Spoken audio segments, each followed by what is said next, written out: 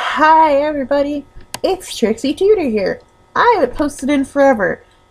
Life is a bitch. I got another job that required my full undivided attention, and July of last year I had a baby. I tried to go through and post on the Weebly blog page, then I got busy with the baby, so my time has just been super constricted. I apologize for that.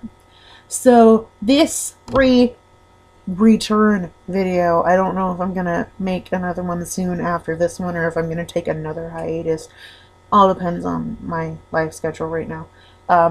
Is gonna go through, and it's gonna be a history with Trixie lesson, but it's also gonna be a historian Trixie rants video. So you're gonna get a little bit of mix in between. Woohoo! Anyway, so today on the Today Show, they went through and they had a little segment that revealed Nefertiti's reconstruction bust. Now, great for whoever reconstructed it, not knocking anything. However, this bust was so whitewashed that it's ridiculous. Like, it looked whiter than a goth chick. That's just all I'm gonna say. Now, that's one of the little side, like, off things that honestly, like, it's a give or take. I honestly, whatever you say, it's just the fact that no ancient Egyptian on the face of the earth was white, except for when the Greeks took over ancient Egypt, but that didn't happen until after Alexander the Great, so that doesn't even matter in the time period that we're in.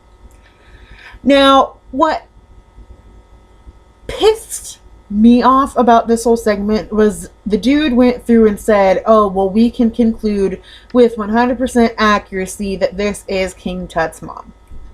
If you want to go through and base anything off of former hypothetical DNA things, it's your own prerogative. Don't say it on national television because you're going to get the dumbasses who fucking believe it without researching. Now, with all that being said, just because the younger lady that was found in KV5, or KV35, KV35 is Kings Valley 35. Kings Valley, the Valley of the Kings, ancient Egypt, where all the fun little mummies were found, held like I think like 3 or 4 different mummies. One of them was severely defaced, looked horrible, got treated horribly, which more than likely was because of tomb raiders. Another one is the younger lady. They went through and they did a DNA test to go through and see if this younger lady was King Tut's mom. That came back positive. That being said, just because the younger lady looked like the ever-famous Nefertiti bust that I think is in the British Museum, honestly can't remember. Last I knew it was in the British Museum. It could have gotten moved. No idea. Just because it looks like her does not automatically make her Nefertiti. There is no way that we can go through and conclude that she is Nefertiti without the proper DNA tests. Said proper DNA tests are probably never going to happen. Because last I knew, no relative of Nefertiti's family was ever found. With all of that being said, you can go through and you can give or take it what you will. You can say that Nefertiti was King Tut's mom. You can say that Kia, one of Akhenaten's minor wives, if not the only minor wife he had, was his mom. You could go through and say that another minor wife was his mom. You could go through and hypothesize that Akhenaten, being the king of Egypt, just decided, oh hey, I'm gonna go hit up my harem that I have. I feel like going through and looking to see if there's a new pretty lady that I can smash. And because he's the king of Egypt, you can't go through and say no. So he probably just did the whole Becky let me smash thing, and Becky was like, okay, and one night stand thing happened, and King Tut was born. Because of that, and King Tut knowing who his mom was, you could go through and you could say, oh, hey, he wanted to honor his mom, and go through and give her a proper mummification to go through and say, hey, you're the king's mom. You deserve to go to your afterlife and live the afterlife the proper way. There are many things that we could go through and we could hypothesize about King Tut's mom. We don't know who she is. She could be Nefertiti. She could be Kia. She could be God only knows who. We don't know. So that's the thing that ends up ticking me off about all of this, is the fact that you go through and somebody says, well, this is 100% accurate. This is King Tut's mom. We don't know that Nefertiti was King Tut's mom. We have no idea who King Tut's mom was. Some Egyptologists believe she was Kia. Some Egyptologists believe she was Nefertiti. It's so mixed that there's no proper conclusion to it. And the crappy part is because that moment in history is basically all gone from Egyptian records. There's no knowing. I've gone through and I've been into this Egypt thing since I was 4 years old. 4 years old. I'm almost 24. That's 20 years of studying, double studying to make sure all the facts were right. Watching documentaries with my grandparents, doing all of this research on ancient Egypt. And I would never go through and conclude something like that, because that's going through and saying that Cleopatra was related to Henry VIII when there's no evidence there. I mean, for all we know, she could have been. I mean, that kind of explains where the cuckoo comes from. I love Cleopatra, don't get me wrong, but she did have some kind of cuckoo tendencies. Either way, it's just, I'm the kind of person that gets really upset with stuff like that, because I've spent so many years devoting my life to it, and to have somebody just up and say, oh, hey, Nefertiti, King Tut's mom, it's 100% accurate, it shouldn't piss me off as much as it does. I'm going to admit that. Because, like I said, for all we know, she is. For all we don't know, she isn't. There's just that part of history is so gone. Because for those who don't know, Akhenaten, when he became pharaoh, it was about maybe a year or two into his reign, he decided, screw the old gods, I'm going to follow Aten. His name beforehand was Amenhotep. He changed his name to Akhenaten. Nefertiti, I think, changed her name to Neferaten. Their daughters, Anaxenaten. So many, it just, Tutankhaten. So, it was so devout that was the first case of monotheism basically ever recorded in ancient Egypt. Akhenaten said, I don't want to be any part of this. I'm going to create my own religion. And because of that, after he died, and because King Tut was still a little kid, and he had to follow all the advisors went through and said, no, none of this anymore. We have to switch back. And that's what happened. And then after King Tut died, all of that history got erased. Nobody even knew that King Tut even existed until Howard Carter found his tomb. Nobody even knew about the Amarna period until they discovered Amarna. There's so much missing history because of what Akhenaten did. And because it was blasphemy, and they decided this was something that shouldn't have happened, we need to erase this from the records. And thankfully, it wasn't 100% erased, and we found evidence of it. That's like going through and with the whole Hatshepsut thing. Which, if you don't know about that, Hatshepsut was a queen. She was married to Tutmosis II. After Tutmosis II died, she went through, and Tutmosis II and her only had a daughter, which was Nefertiti. Tutmosis II had Tutmosis III with a minor wife. Tutmosis III was still in his minority. He couldn't rule. So Hatshepsut decided, hey, I'll just become regent. They didn't mind. They were like, okay. She liked it so much, she's like, screw this, I'm going to become pharaoh. And she became the first drag king. Dressed up as a male for all fancy things. And because of that, once it got down to, I think, either Tutmosis III's son or Tutmosis III's grandson, they wanted to erase her from history. Because they're just like, we can't have a woman king. That's not how this works. Even though in Egyptian history, the women were looked upon higher than the men. What I mean by that is the women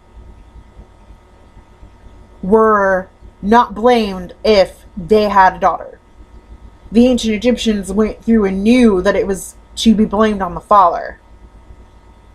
Which, that was basically unheard of, because the ancient Egyptians were, they knew the importance of a son. But if somebody had, a woman had a daughter in any other country, it would have been frowned upon. And it was like, oh no, they can't take the throne. Hatshepsut's dad was perfectly okay with her taking the throne. However, he wanted to double that and make sure to say, okay, you're a girl, I'm sorry, you can't 100% have this, so you have to marry your half-brother. That's the gist of that. So with all of that, it's just... And I went on a whole completely different side rant, and I kind of lost my train of thought about the whole Nefertiti thing. But we just need to go through and have a little bit more respect. And this is coming from all sides of the spectrum. Respect for ancient Egypt, respect for ancient Greece, ancient Rome, ancient Japan and China, ancient England. Basically, any ancient country that has a history all the way back to the BCEs, we need to respect it. We need to respect all history, because we can't go through and disrespect something like that. We're going through and we treat our history like it means nothing, but yet without that history, we wouldn't be here. So many things in history happened that affected whether we were here or not. And what sucks is that me as a person, I'm all for keeping up with history. My son, who's almost 7 months old, I'm going to teach him about ancient Egypt. I'm going to teach him about England. I'm going to teach him things that he needs to know about. But by the time he's my age and he wants to go through and say, hey mom, I'm going to take you to Egypt, by that time, all the paintings could be destroyed because of the environmental weather in Egypt. There are so many things that could happen within that time. Within 24 years. All because we just don't care about it. Outside of the Egyptologists, outside of the archaeologists, outside of the historians and the people in museums, outside of all of that, nobody cares. There's only a small group of people that seem to 100% care about preserving the history that we have. And this is coming from somebody who lives in America and sees what we do to our history. We care more about whitewashing shit. And I don't want to like turn this into a race thing, because it's not. Because it's on all sides of the spectrum. It's whitewashed, it's blackwashed, it's Asian washed. Everything is. History is twisted into the eyes of the winner to see from the winner's side, not the loser's side. That's basically what I'm trying to get at. That being said, we're going through, and the Trail of Tears is getting written out of history books. The civil rights movement is being acted like it's nothing. Holocaust is pretended. We pretend like the Holocaust didn't even exist. I'm not saying all of us, but there are some people that pretend that it doesn't. We're going through and just massive parts of history we pretend don't exist. We treat the people who have the most history to preserve like crap. The Native Americans get treated like crap. Oh, they get free this, and this. They still have to pay for it. And this is coming from somebody with Native American background. Well, not background, but I have people in my family that are Native American. We still technically have to pay for this. It's not free. We just go through, and history isn't something to go through and treat badly. History is something to learn from and to preserve. And I think what upsets me the most about it is the fact that it's not just this Nefertiti thing. My employer, I work for a place that has a couple historical places in its vicinity. They're going through and they have to make modifications. They rebuild things. They make things bigger and better. Once the project that they're working on is 100% completed, and I think after another one is completed as well, they're going through and they're going to demolish one of the most historical buildings in that vicinity. Sorry, my cat's a little fucktard. But they're demolishing it because it's not usable anymore. When the only thing I heard was that the foundation was starting to go bad.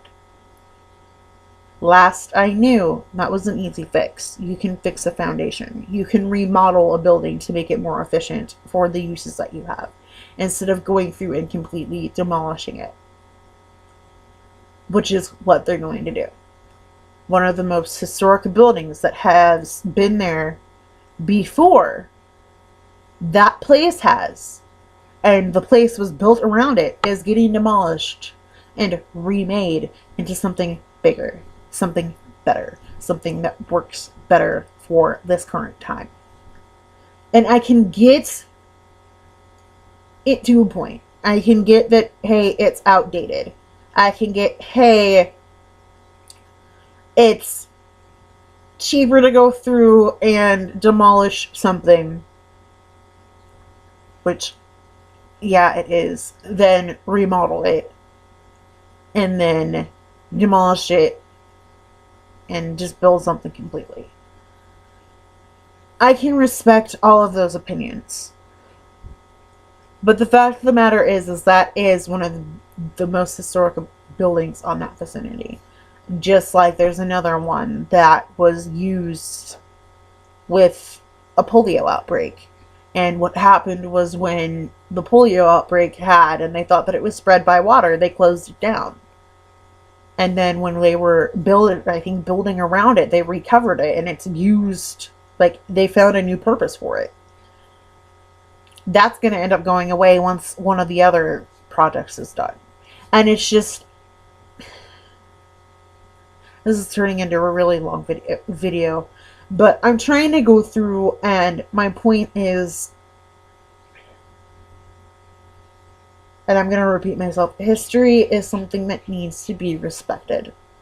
If you don't know something about history, research it. Ask somebody who might. Because this is coming from me, who went through and made a post or made a comment on some page last night or earlier this morning, and went through, and it was a Doctor Who reference, and it was with Amy Pond when she was on the ship, and the little girl said, "Oh, you're Scottish." Oh, well, there has to be Scottish people around here somewhere. I know they wanted their own ship. Oh, that never changes. I went through and I said, oh, well, who knows? Maybe someday they'll get it. They've been a part of the English monarchy since 1603. It's been over 400 years. It's time for them to go through and separate their own ways. That's what I meant to say. What I ended up saying was they had been a part of Britain for 400 years. And I severely offended two Scottish people. And I didn't mean to go through and come off like that.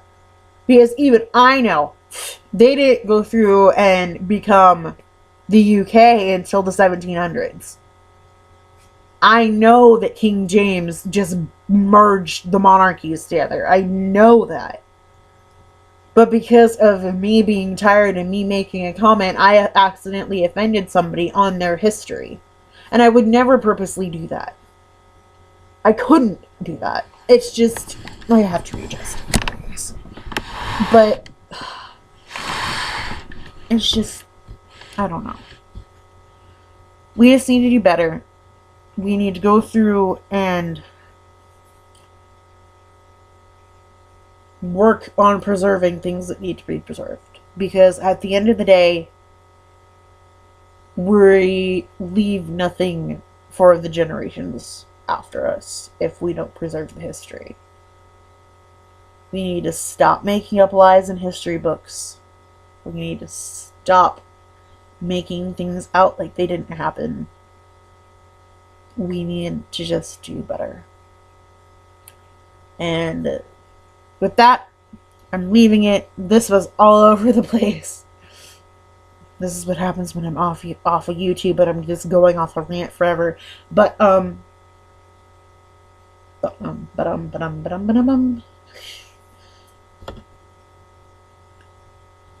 I will attempt to post something as soon as possible. I say as soon as possible. I don't know how long it's going to be.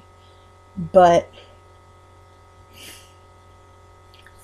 I needed to make this rant because like I said, I went on a rant on my Snapchat about it. My people on my Snapchat probably just didn't give two fucks. At least I know that more than likely somewhere in the YouTube community, somebody would care. Somebody would listen to the historical rants. I don't know where that accent came from. I'm really tired. I should have slept, gone to bed like an hour ago. But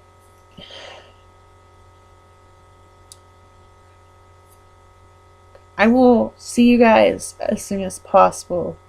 You are amazing. You're smart. You are beautiful. You are talented. Don't let anybody tell you any different.